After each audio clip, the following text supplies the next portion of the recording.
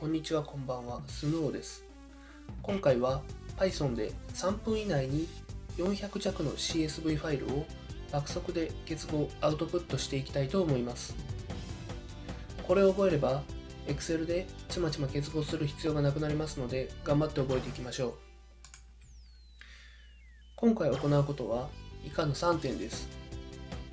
フォルダーに結合する予定の CSV ファイルをすべて格納します。今回は389ファイルです。次に CSV ファイルを1つずつ読み込んでデータフレーム化します。これは Pandas を使います。また Pandas のデータフレームを結合し CSV ファイルとして出力します。この3つを3分間で行いたいと思います。扱うデータはサンプルデータ以下の CSV ファイル群がこのようになっています。中身は右のようにタイムスタンプと電力量のカラムが2列で並んでいます。ただし列は電力量のほか複数あっても問題なく使用できます。それでは3分以内にコーディングしていきたいと思います。それではコーディングを開始していきたいと思います。解説はすべてのコーディングが終わった後に解説していきたいと思います。それではスタート。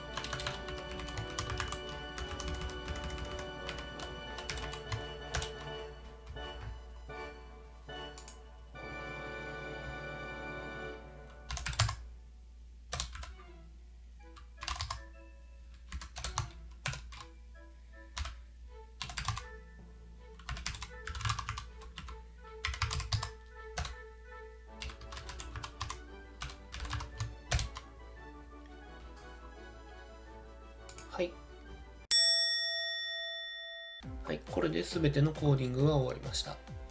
389ファイル全てをデータフレームに直して CSV に出力できたことになります。それでは上から順番に解説していきます。まずはライブラリーのインポートを行いました。ライブラリーはデータフレームを操作する Pandas とファイルパスを取得するグローブをインポートしています。そのグローブを使い、サンプルデータズの中にある CSV ファイルをパターンマッチングで全てファイルパスを取得して、CSV のファイルパスをリストとしてこの CSV パスリストに格納しています。CSV パスリストがどういう状態になっているのかというと、このような形で CSV のパスのリストができていることがわかります。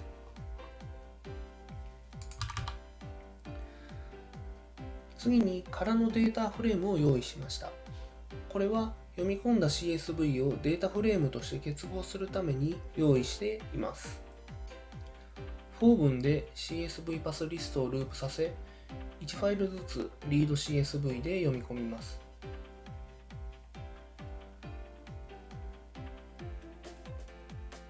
読み込んだ CSV は PD コンカットで output.df と結合して、一つのデータフレームにします。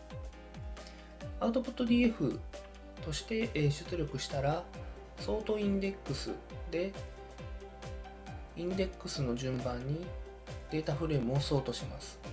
output.df を確認してみましょう。2019年の1月14日から2020年の3月2日までのデータが結合できていることがわかります。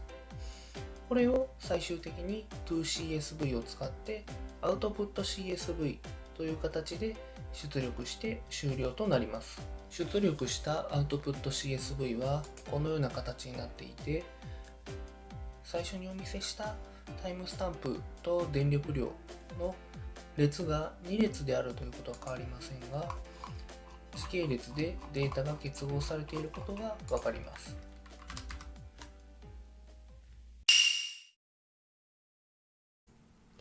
ご視聴ありがとうございました。